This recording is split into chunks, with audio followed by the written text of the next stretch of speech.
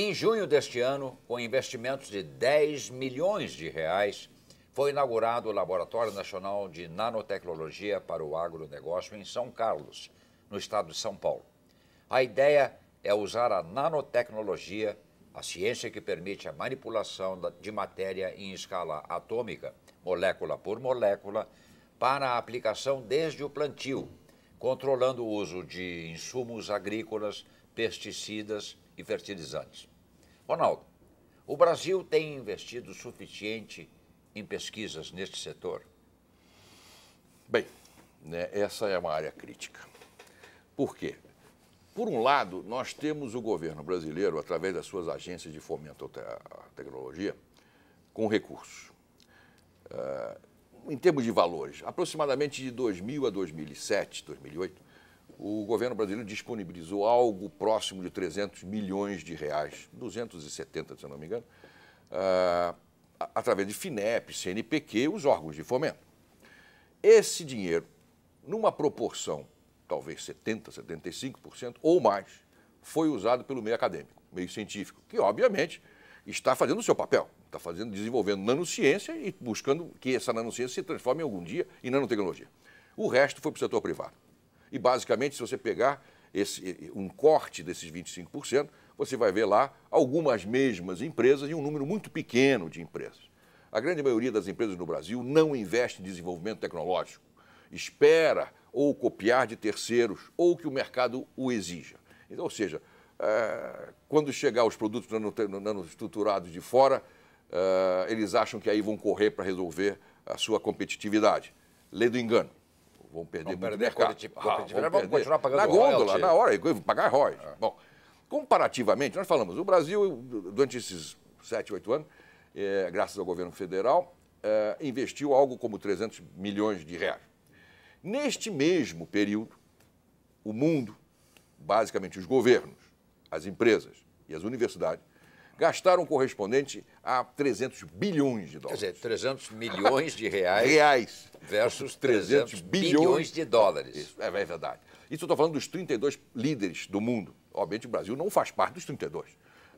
A diferença é colossal. Bom, só o governo americano, todos os anos, aplica entre 2 a 3 bilhões de dólares em nano, através da NASA, por exemplo, que é uma grande agência que demanda nanotecnologia e apresenta para o setor privado uma visão até 2035, dizendo o que eu quero de vocês com a nano. Nós vamos continuar pagando royalty para os Estados Unidos mais 500 anos. Os Estados Unidos, para a China, para Taiwan, para a Coreia do Sul, lógico. A gente está comprando hoje uma televisão de plasma, está pagando royalty de nanotecnologia que foi feita na Coreia. Pô, é óbvio.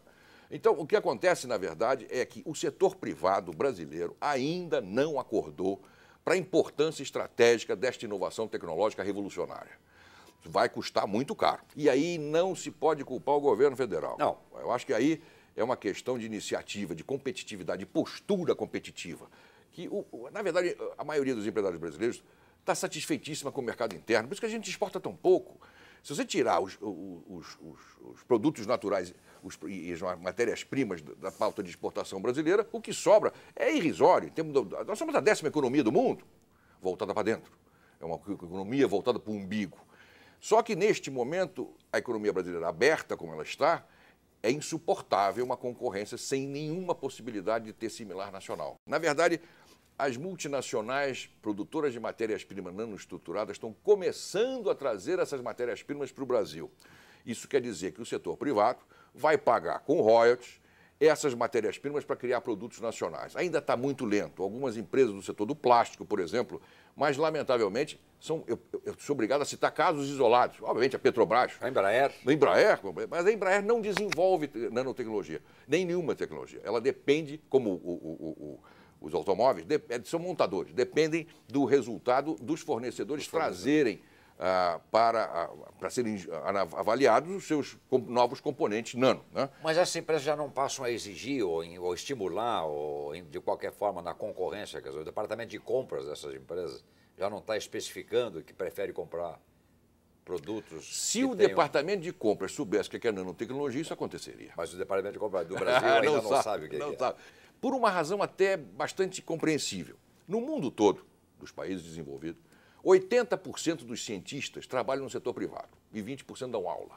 No Brasil, uma pesquisa feita pela FAPESP, diz que 16% dos cientistas trabalham para o setor privado, 84% dão aula. Sem o agente de mudança da novidade dentro da sua empresa, como é que você vai descobrir que tem novidade? Não vai descobrir. Ou pelos jornais, ou pelas revistas, que são assuntos profundos, você não vai... Então, se o consumidor começar a exigir, se ele tiver acesso à informação, por exemplo, quer dizer, já no Walmart nos Estados Unidos, está nas gôndolas das 1.700 lojas do Walmart, lá nos Estados Unidos, eu acabo de voltar de lá, passei uns dias lá, que você vê um produto de alimentação, alface, que você citou, onde o envoltório plástico onde está a alface na gôndola do supermercado, o plástico muda de cor. Isto. Quando a alface está imprópria para o consumo. Isto. Na verdade, essa é uma tecnologia dominada. Dominada. Você pode hoje embalar uma carne, você não sabe a carne como foi embalada, quando e assim por diante. Está lá escrito no label dela, na etiqueta, dizendo lá, válido, validade e tal. Esses novos plásticos nanoestruturados, eles percebem, através de nanosensores, os gases emitidos pela degradação do produto e muda de cor. E avisa ao consumidor, não compre, mesmo que a etiqueta estiver dizendo que você pode comprar, porque com isso você vai jogar muito menos lixo. Na verdade, a contribuição da nanotecnologia para o meio ambiente é espetacular. Por exemplo, você tem hoje nanomembranas que permitem você fazer nanofiltragens. Um exemplo bastante prático para todo mundo. Um cidadão, um cientista italiano aqui no Brasil, numa empresa brasileira, concebeu um instrumento, um equipamento de nanofiltragem de água do mar. Então, ele tem um barco que ele sai todo dia, vai a perto de 20 milhas, ou seja, água limpa lá fora, enche o barco com essa água todo dia e traz para a sua fábrica e passa essa água pelo filtro. No final, sai uma água absolutamente bebível, só que com os 60 minerais da água do mar. Ou seja, ele criou um adubo líquido. Além de um alimento, a água passa a ter uma riqueza de alimento muito forte, porque ela tem os 60 minerais básicos na nossa vida, nós viemos da água, todos nós. Pois bem, eles foram para a Anvisa para buscar autorização para vender essa água no Brasil. A Anvisa o respondeu, não, porque no Brasil a legislação só permite que a água potável seja oriunda de chuva, de rio ou de poço. Como a lei não prevê a dessalinização para a água potável, o senhor não pode comercializar essa água no Brasil. Independente do sistema dele ser fantástico para outros fins, não só para a água. E ele foi para os Estados Unidos. Conseguiu em 15 dias. Aqui não pode vender. Em 15 dias o FDA deu para ele autorização. Toda a água está exportada e esse produto não está disponível para o consumidor brasileiro.